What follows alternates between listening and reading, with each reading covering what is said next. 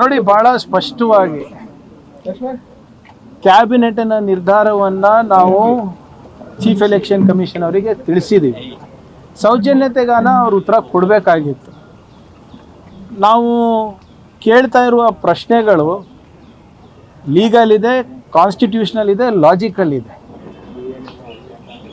12 ಪ್ರಶ್ನೆಗಳಿಗೆ ಅವರು ಉತ್ತರ ಕೊಟ್ಟರೆ ನಮ್ದು ಯಾವುದೇ ಅಭ್ಯಂತರ ಇಲ್ಲ. ನಮ್ಮ ಮೊದಲನೇ ಸಾಲಿನಲ್ಲೇ ನಾವು ಬರೆದಿರೋದೇನು, SIRಗೆ ನಾವು ವಿರೋಧ ಇಲ್ಲ, ಒಂದು ಉತ್ತಮವಾದಂಥ ಮತದಾರ ಪಟ್ಟಿ ಕೊಡುವ ಜವಾಬ್ದಾರಿ ಎಲೆಕ್ಷನ್ ಕಮಿಷನ್ ಅವರು. ಆದರೆ ಪಾರದರ್ಶಕತೆ ಇರಲಿ, ಯಾವುದೇ ರೀತಿಯಾಗಿ ಅರ್ಹರನ್ನು ಅನರ್ಹರು ಮಾಡಬೇಡಿ ಅಂದ್ಬಿಟ್ಟು ನಾವು ಕೇಳ್ಕೊಂಡಿರೋದು. ಚೀಫ್ ಎಲೆಕ್ಷನ್ ಕಮಿಷನಿಗೆ ಏನು ನಾವು ಕ್ಯಾಬಿನೆಟ್ ಡಿಸಿಷನ್ಸನ್ನು ಅಥವಾ ಕ್ಲಾರಿಫಿಕೇಷನನ್ನು ನಾವು ಕೇಳಿದ್ವಿ, ಅದು ಇಲ್ಲಿ CEO ಅವರಿಗೂ ಕೂಡ ನಾವು ಕೊಟ್ಟಿದ್ವಿ. ಆದರೆ ಅಲ್ಲಿಂದನೂ ಕೂಡ ಇನ್ನೂ ಯಾವುದೂ ಉತ್ತರ ಬಂದಿಲ್ಲ. ಸೊ ಇವತ್ತಿಂದ ಪ್ರಾರಂಭ ಆಗ್ತಾ ಇದೆ, ನೋಡೋಣ ಹೇಗೆ ನಾವು ಕಾನೂನಾತ್ಮಕವಾಗಿ ಇದನ್ನು ತಗೋಬೋದು ಅಂತ.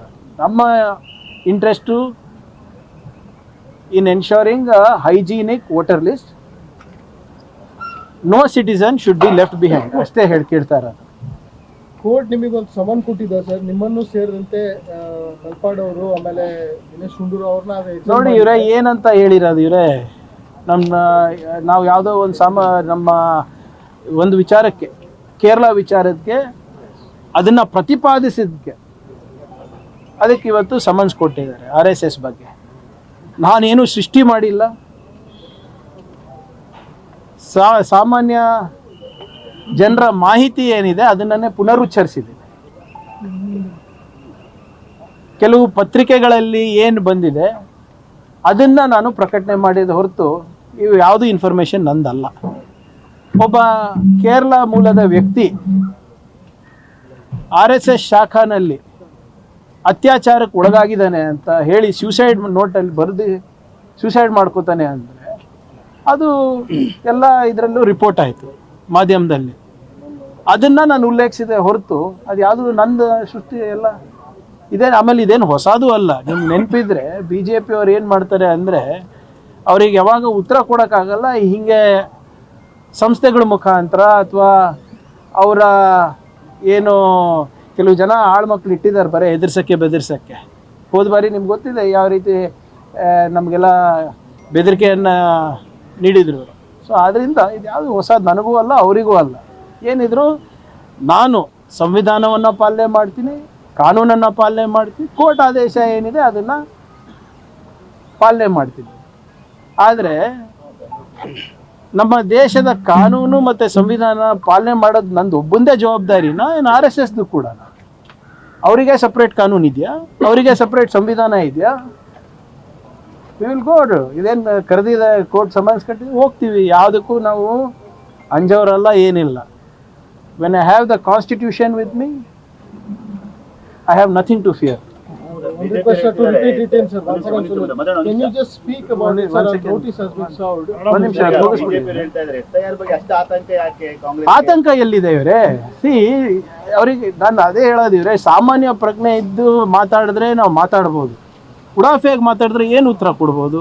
ನಾವು SIR ವಿರುದ್ಧ ಇದ್ದೀವಿ ಅಂತ ಹೇಳಿದೀವ? ಯಾರ್ದು ಜವಾಬ್ದಾರಿ ಒಂದು ಒಳ್ಳೆ ಉತ್ತಮವಾದಂಥ ಆರೋಗ್ಯವಾದಂಥ ಮತದಾರರ ಪಟ್ಟಿ ಸೃಷ್ಟಿ ಮಾಡೋದು? ಎಲೆಕ್ಷನ್ ಕಮಿಷನ್ದು. ನಾವೇನು ಹೇಳ್ತಾ ಇದ್ದೀವಿ, ಎಲ್ಲರಿಗೂ ಇನ್ಕ್ಲೂಡ್ ಮಾಡಿ ಯಾರು ಅರ್ಹರಿದ್ದಾರೆ ಅಂತ. ಬೆಂಗಾಲ್ನಲ್ಲಿ, ಬಿಹಾರ್ನಲ್ಲಿ, ತಮಿಳುನಾಡಿನಲ್ಲಿ, ಕೇರಳನಲ್ಲಿ ಸಾಕಷ್ಟು ಗೊಂದಲ ಸೃಷ್ಟಿಯಾಗಿದೆ ನಾಗರಿಕರಲ್ಲಿ. ಹಾಗಾಗಬಾರ್ದು ಅಂತ ಕೇಳೋದು ತಪ್ಪ? ನಾನು ಹೇಳ್ತಾ ಇದ್ದೀರಲ್ಲ, 12 ಪ್ರಶ್ನೆಗಳಲ್ಲಿ ಯಾವ ಪ್ರಶ್ನೆ ಇಲ್ಲಾಜಿಕಲ್ ಇದೆ, ಅನ್ಕಾನ್ಸ್ಟಿಟ್ಯೂಷನಲ್ ಇದೆ, ಇಲ್ಲಿಗಲ್ ಇದೆ ಹೇಳ್ಬಿಡ್ಲಿ ನಮಗೆ. ನಾವು ತಯಾರಿದ್ದೀವಿ. ಏನು ಇವರೊಬ್ಬರಿಗೆ ಗೊತ್ತಾ ಕಾನೂನು? ಇವರೊಬ್ಬರಿಗೆ ಗೊತ್ತಾ ಸಂವಿಧಾನ? ಆಮೇಲೆ ನಮ್ಗೇನಾದರೂ ಅನುಮಾನ ಇದ್ದರೆ ನಾವು ಎಲೆಕ್ಷನ್ ಕಮಿಷನ್ಗೂ ಕೇಳಬಾರ್ದಾ? ಏನು BJP ಕಚೇರಿಗೆ ಹೋಗಿ ಕೊಡ್ಬೇಕಾ ನಾವು ಲೆಟರ್ಗಳು? ಯಾರು ಮಾಡ್ತಾ ಇದ್ದಾರೆ, ಯಾರು ಜವಾಬ್ದಾರಿ ಇದ್ದಾರೆ ಅವ್ರ ಹತ್ರ ನಾವು ಕೊಟ್ಟಿದ್ದೀವಿ. ಉತ್ತರ ಕೊಡೋದು ಅವರು. ECಗೆ ಪ್ರಶ್ನೆ ಕೇಳಿದ್ರು BJP ಅವರು ಉತ್ತರ ಕೊಡ್ತಾರೆ, RSSಗೆ ಪ್ರಶ್ನೆ ಕೇಳಿದ್ರು BJP ಉತ್ತರ ಕೊಡ್ತಾರೆ. ಅವ್ರ ಪಕ್ಷದ ಬಗ್ಗೆ ಬಿಟ್ಟರೆ ಇನ್ನೆಲ್ಲದ ಬಗ್ಗೆ ಅವರೇ ಉತ್ತರ ಕೊಡ್ತಾರಲ್ಲ. ಅಡ್ಡ ಮತದಾನ ಹೇಗಾಯಿತು ಅಂದರೆ ಗೊತ್ತಿಲ್ಲ ಅಂತಾರೆ, ಯಾರ್ಯಾರು ಮಾಡಿದ್ರು ಅಂದರೆ ಗೊತ್ತಿಲ್ಲ ಅಂತಾರೆ. ಸದಾನಂದ ಗೌಡ್ರದ್ದು ನಿನ್ನೆ ಆಡಿಯೋ ಬಂತಲ್ಲ, ಚೇಂಜ್ ಮಾಡ್ತಾರಂದ್ರೆ ಗೊತ್ತಿಲ್ಲ ಅಂತಾರೆ. ಇಸಿಗೆ ಮಾತಾಡಿದ್ರೆ ಇವ್ರು ಉತ್ತರ ಕೊಡ್ತಾರೆ, RSSಗೆ ಮಾತಾಡಿದ್ರೆ ಇವ್ರು ಉತ್ತರ ಕೊಡ್ತಾರೆ. ಇದು ವಿಚಿತ್ರ ಅಲ್ವಾ ಇದು? ನನಗೆ ಗೊತ್ತಿಲ್ಲ ಇವರೇ, ನೀವೇನು ಹೇಳಿದ್ರೆ ಅದೇ ಹೇಳ್ತಾರೆ. ಮತ್ತೆ ಇದಕ್ಕೂ ಕೋರ್ಟ್ ಸಮನ್ಸ್ ಬರುತ್ತೆ ನನಗೆ. ನಿನ್ನೆ ನಿಮ್ಮ ಸುದ್ದಿವಾಹಿನಿಗಳಲ್ಲಿ ಏನು ಬಂದು ಅದೇ ಹೇಳ್ತಾ ಇರೋದು ನಾನು. ಈಗ ಯಾರನ್ನ ಕೇಸ್ ಕೊಟ್ಟರೆ ತಗೊಂಡು ಅದಕ್ಕೆ ನಾನು ಸ್ಪಷ್ಟವಾದಂಥ ಉತ್ತರ ಕೊಡ್ತೀನಿ. ಈಗ ನಿಮ್ಮ ಹೋಮ್ ಮಿನಿಸ್ಟರ್ ನಾನೇ. So you give me a case, I will take it and I will tell ಅದು ಯಾರು ವಾಯ್ಸ್ ಇದೆ ಅಂತ. ಬಟ್ ಏನು BJP ಅವರು ಕೋರ್ಟಿಗೆ ಹೋಗ್ತಾರೆ ವಾಯ್ಸ್ ಸ್ಯಾಂಪಲ್ ಕೊಡೋದಕ್ಕಿಂತ ಕೊಡಬಾರ್ದು ಅಂದ್ಬಿಟ್ಟು. ಗೊತ್ತಲ್ಲ ನಿಮಗೆ ಯಾರ್ಯಾರು ಸುಪ್ರೀಂ ಕೋರ್ಟಿಗೆ ಹೋಗಿದ್ದಾರೆ ವಾಯ್ಸ್ ಸ್ಯಾಂಪಲ್ ಬರಬಾರ್ದು ಅಂತ. ನೀವು ಎತ್ತಿರೋ ಪ್ರಶ್ನೆಗಳಿಗೆ ಚುನಾವಣಾ ಆಯೋಗ ಉತ್ತರ ಕೊಡದೇ ಇರೋ ಹಿನ್ನೆಲೆಯಲ್ಲಿ ನಿಮ್ಗೆ ಏನಾದ್ರು ಸಸ್ಪೆಕ್ಟ್ ಇದೆಯಾ, ಸರಿಯಾಗಿ ಮಾಡಲ್ಲ ಆ ಥರ ಏನಾದ್ರು? ನೋಡಿ ಇವರೇ, ಇದು ಒಂದು ವ್ಯವಸ್ಥಿತವಾಗಿ ನಡೆದಿದೆ. ನೀವು ಸ್ವಲ್ಪ ಗಮನಿಸಬೇಕಾಗಿರೋಂಥ ವಿಚಾರ ಇದು. ಈ ಸರ್ಕಾರ ಏನಿದೆ ಕೇಂದ್ರದಲ್ಲಿ, ಇವರು ಚುನಾವಣೆ ಆಯೋಗವನ್ನು ಅವರ ಕೈಗೊಂಬೆಯನ್ನು ಮಾಡ್ಕೊಳ್ಳಿಕ್ಕೆ ಮಾಡಿದ್ದಾರೆ ಕೂಡ ಹೌದು.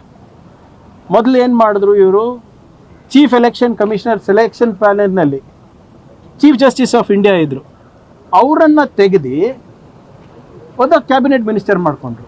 ಅಂದರೆ ಯಾರೇ ಆಯ್ಕೆ ಮಾಡಿದ್ರು ಕೂಡ 3 ಜನರಲ್ಲಿ ಆ ಪ್ಯಾನೆಲ್ಲು ಮೋದಿಯವ್ರ ಮಾತು ಕೇಳಬೇಕು ಅಂತ. ಚೀಫ್ ಎಲೆಕ್ಷನ್ ಕಮಿಷನ್ ಫಸ್ಟು ಆಯ್ಕೆಯ ಪ್ರಕ್ರಿಯೆಯನ್ನು ಬದಲಾವಣೆ ಮಾಡಿದ್ರು. ಅದಾದಮೇಲೆ ಏನು ಮಾಡಿದ್ರು, 80 ಜನ MP ಗಳನ್ನು ಸಸ್ಪೆಂಡ್ ಮಾಡಿಬಿಟ್ಟು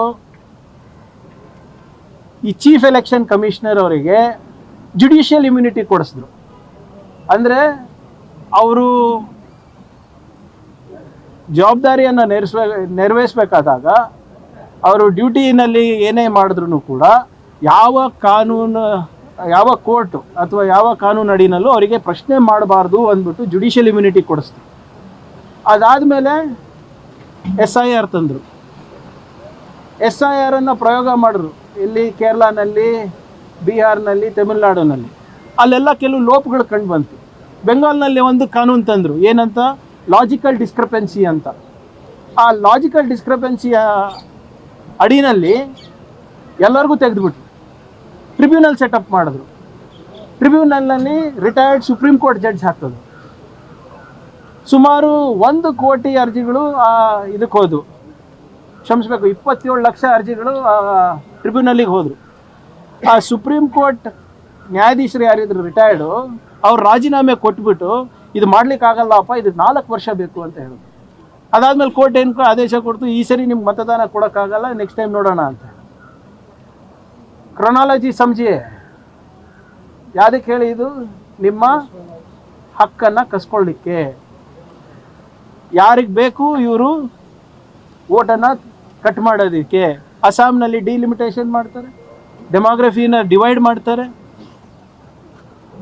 ವುಮೆನ್ಸ್ ರಿಸರ್ವೇಷನ್ ಬಿಲ್ ಅಂತ ತಂದುಬಿಟ್ಟು ಡಿಲಿಮಿಟೇಷನ್ ಕಮಿಷನ್ನನ್ನೇ ಇವರು ಕೈನಲ್ಲಿ ಇಟ್ಕೋಬೇಕಂದ್ಬಿಟ್ಟು ಮಾಡಿದಂಥದ್ದು ಪ್ರಯೋಗ ಇದು.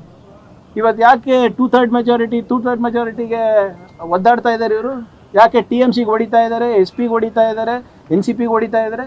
2/3 ಮೆಜಾರಿಟಿ ಬಂದರೆ ಮತ್ತೊಮ್ಮೆ ಆ ಬಿಲ್ನ ತಂದು ಡಿಲಿಮಿಟೇಷನ್ ಕಮಿಷನ್ನು ಅವ್ರ ಕೈನಲ್ಲಿ ಇಟ್ಕೊಳ್ಳಿಕ್ಕೆ. ಇದೆಲ್ಲನೂ ನಾನು ಯಾವುದೋ ಒಂದು ಕಲ್ಪನೆ ಮಾಡ್ತಾ ಇಲ್ಲ, ಕತೆ ಅಲ್ಲ ಇದೆಲ್ಲ. ಇವೆಲ್ಲ ನಡೆದಿರೋದಂಥದ್ದು ಪಾರ್ಲಿಮೆಂಟ್ನಲ್ಲಿ. ಸೊ ಇದ್ರ ವಿರುದ್ಧವಾಗಿ ನಾವು ಹೋರಾಟ ಮಾಡ್ತಾ ಇದ್ದೀವಿ. ಯಾವುದು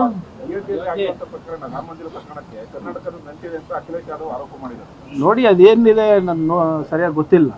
ಬರ್ಲಿ, ಅದೇನಾದ್ರು ಅಂಥದ್ದು ಯಾವ್ದಾದ್ರು ಇದ್ರೆ ನೋಡಿ. ಇವರೇ ಬಹಳ ಸ್ಪಷ್ಟವಾಗಿ ಎದ್ದು ಕಾಣೋದೇನು, BJP ಅವರಿಗೆ RSSಗೆ ನೇಷನ್ ಫಸ್ಟ್ ಅಲ್ಲ, ಡೊನೇಷನ್ ಫಸ್ಟ್. ಹೌದಾ ಇಲ್ಲ? ಈಗ ರಾಮ ಮಂದಿರ ಪ್ರತಿಷ್ಠಾಪನೆ ಯಾರು ಮಾಡಿದ್ರು? ಪ್ರಾಣ ಪ್ರತಿಷ್ಠಾಪನೆ ಮೋದಿಯವರಲ್ವಾ? ಇನಾಗ್ರೇಷನ್ ಯಾರು ಮಾಡಿದ್ದು? ಮೋದಿಯವರಲ್ಲ. ಸಮಿತಿ ರಚನೆ ಮಾಡಿದ್ದು ಮೋದಿಯವರಲ್ವಾ? 15 ಜನ ಸಮಿತಿ ಇರಲಿ, 12 ಜನ ಕೇಂದ್ರದಿಂದ ನಾಮಿನೇಟೆಡ್ ಮೆಂಬರ್ಸ್ ಇದ್ದಾರೆ. ಯಾರು ಮಾಡಿದ್ದು? ಮೋದಿಯವರಲ್ವಾ?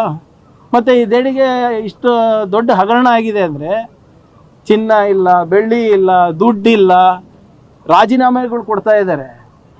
ಆದರೆ ಪ್ರಧಾನಿ ಮಂತ್ರಿಯವರಂತೂ ಮೌನವಾಗಿದ್ದಾರೆ. ಯೋಗಿ ಆದಿತ್ಯನಾಥ್ ಅವರು ಬಂದು ದೊಡ್ಡ ಭಾಷಣ ಹೊಡಿತಾ ಇದ್ದಾರೆ. ಏನಂತ? ರಾಮ್ ಭಕ್ತರ ಶ್ರದ್ಧೆ ಬಗ್ಗೆ ಅನುಮಾನ ಮಾಡಬೇಡಿ, ಕೆರಳಿಸ್ಬೇಡಿ ಅಂತ. ಕಳಿಸಿದ್ದು ಯಾರು ಸ್ವಾಮಿ? ಕಾಂಗ್ರೆಸ್ನವರ? ನಾವಾ? ಎಸ್ ಪಿ ಅವರ? ಲೂಟಿ ಹೊಡೆದಿದ್ದು ನೀವು, ನಿಮ್ಮ ಸರ್ಕಾರ. ನಿಮ್ಗೆ ಪಾಲು ಬಂದಿಲ್ಲ ಅಂತ ಏನು ಗ್ಯಾರಂಟಿ ಇದೆ? ಆದ್ರಿಂದ ಏನೇ ತನಿಖೆಗೂ ಕೂಡ ಈಗ ನೋಡಿ SIT ಮಾಡಿದ್ರಲ್ವಾ, ಕೇಳಿಯಪ್ಪ, SIT ಮಾಡಿದ್ರಲ್ಲ, SIT ವಿತೌಟ್ FIR ಕೊಟ್ಟಿದ್ದು ನೆನಪಿದೆಯಾ ನಿಮಗೆ? ಆಮೇಲೆ SIT ರಿಪೋರ್ಟ್ ಯಾರಿಗೆ ಸಬ್ಮಿಟ್ ಮಾಡಿದ್ರು? IAS ಆಫೀಸರಿಗೆ. IAS officer is a trustee, nominated trustee. ಆದರೆ ಯಾರ ಮೇಲೆ ಆರೋಪ ಇದೆ ಅವರಿಗೆ ನೀವು ವರದಿ ಸಲ್ಲಿಸ್ತಾ ಇದ್ದೀರಾ? ಇದು ನಡೀತಾ ಇರೋದು BJP ಸರ್ಕಾರದಲ್ಲಿ. ಮುಚ್ಚಾಕಕ್ಕೆ ಪ್ರಯತ್ನ ಮಾಡ್ತಾ ಇದ್ದಾರೆ ಇವತ್ತು. Sir, what do you want to say to the SIR process which is starting from today? SIR process is starting from today. You raised many questions, Congress party. See, very clearly we have raised 12 objections to the way SIR is conducted. We were expecting the CEC to reply to what our Chief Secretary has written, but unfortunately they have not done so. We will evaluate. We have asked legal questions, constitutional questions. We are asking them on the entire, that they revise their entire process, make it transparent, ensure software audits are done transparently, ensure the entire process is done transparently. But unfortunately they have chosen not to reply. We'll see what to do in a couple Why of do you days. think there is no transparency in this, sir? Why do you See, the Chief Election Commissioner and the Election Commission are puppets in the hands of the government.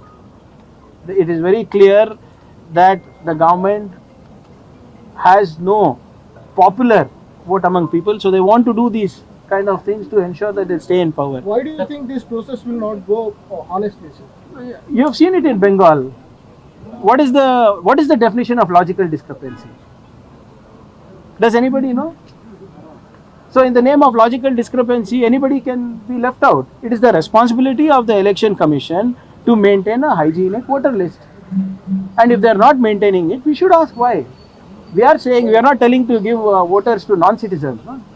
Whatever it is, ensure that no citizen is left behind. Sir, a notice has been served to you along with Dinesh Gundurao and Mr. See, there is nothing new about these notices. Every time we question the RSS logically, or any time we raise their issues, they use means like these to counter us, to keep us quiet, to intimidate us. Nothing new. When there was no question raised when your leaders were targeted, you did not went to court. Now the court cases have been filed against you.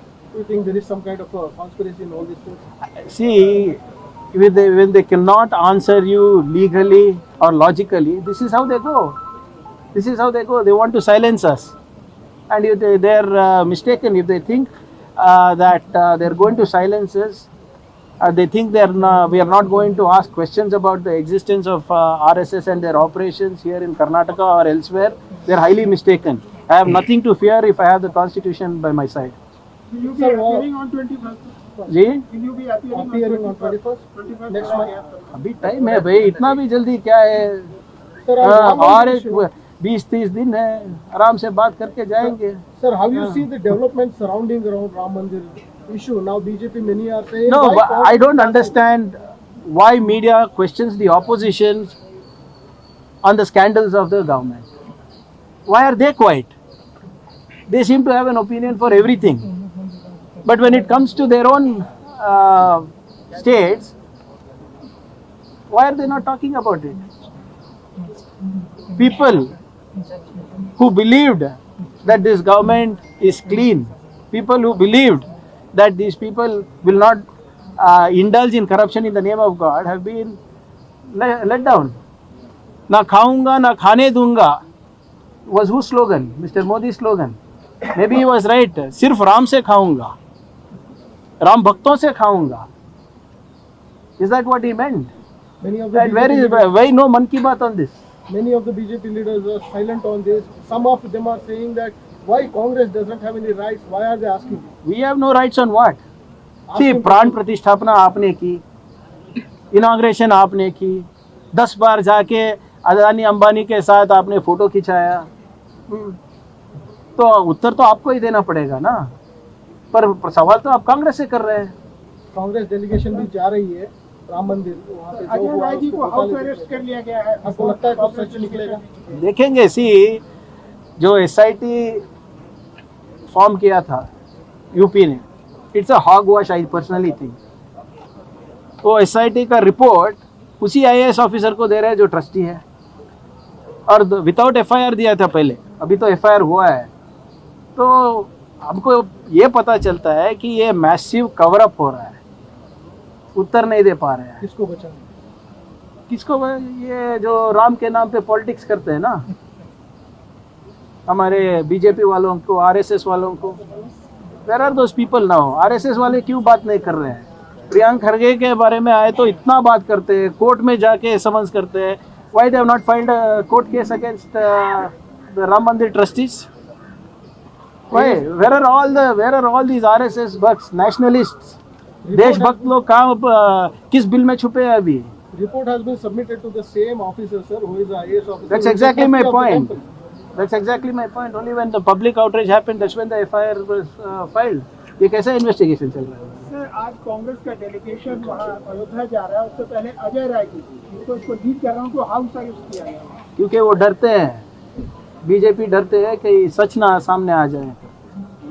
Sir, ಆನಗಲ್ನ ನರೇಗಲ್ನಲ್ಲಿ ಕೋಮು ಗಲಭೆ ಆಗಿದೆ, ಅದ್ರ ಬಗ್ಗೆ ಮಾಹಿತಿ? ಕೋಮು ಗಲಭೆ ಆಗಿದೆ NREGA Haveri. Naregal Naregal Naregal ಅದೇ ಇದ್ರ ಹೋರಿ ಇದರಲ್ಲಿ ಅದು ಮಸೀದಿ ಮುಂದೆ ತಗೊಂಡು ಹೋಗ್ತಾ ಇದೆ, ಇಬ್ರು ಯುವಕರು ಘರ್ಷಣೆ ಮಾಡ್ಕೊಂಡಿದ್ದಾರೆ. ಅದನ್ನ ಈಗಾಗಲೇ ಅವರೆಲ್ಲರೂ ಇದರಲ್ಲಿ ಅವರಿಗೆ ಚಿಕಿತ್ಸೆಯನ್ನು ಕೊಡ್ತಾ ಇದ್ದಾರೆ. ಅದಾದ್ಮೇಲೆ ತನಿಖೆ ಮಾಡ್ತೀವಿ ಏನೇನಾಗಿದೆ ಅಂತ. ಇನ್ನೊಂದು PSI ಅರೆಸ್ಟ್ ಆಗಿದ್ದಾರೆ, ಅಮೃತಹಳ್ಳಿ ಪೊಲೀಸ್ ಸ್ಟೇಷನ್ PSI. ಹೋಗ್ಸೋ ಕೇಸ್ ಅವ್ರ ಮೇಲೆ ದಾಖಲೆ. ಇದು 1 ವರ್ಷ ಹಿಂದೆ ನಡೆದಂಥ ಪ್ರಕರಣ ಮೊನ್ನೆ ಬೆಳಕಿಗೆ ಬಂದಿದೆ. ಮೊನ್ನೆ ಸಾಯಂಕಾಲನೇ ಅವನಿಗೆ ಸಸ್ಪೆಂಡ್ ಮಾಡೋಕ್ಕೆ ನಮ್ಮ ಸ್ಟೇಷನ್ಗಳಲ್ಲಿ ಇಂಥ ಘಟನೆಗಳು ನಡಿಬಾರ್ದು, ಅಸಹ್ಯ. ಇಂಥ ಸಿಬ್ಬಂದಿಗಳು ಹೆಂಗೆ ಆರಿಸಿ ಬರ್ತಾರೋ ನಿಜವಾಗ್ಲೂ ನಮಗೆ ನಾಚಿಕೆ ಬರುತ್ತೆ. ಅವರೇ ನಿಂತು ಇಂತೆಲ್ಲ ಮಾಡಿಸಿ ಅವರೇ ರೆಕಾರ್ಡಿಂಗ್ ಮಾಡ್ತಾರೆ ಅಂದರೆ nobody will be spared. Sir, one small incident happened in Haveri. No, that is a small altercation between two youth groups. They're having medical treatment now. Let's see, once everything is done, we will investigate further. Any action initiated in this Beryut case where PSA has been? No, we have already suspended him. There is zero tolerance for such activity. The people who are supposed to follow the law, the ones breaking the law, they will definitely not be entertained.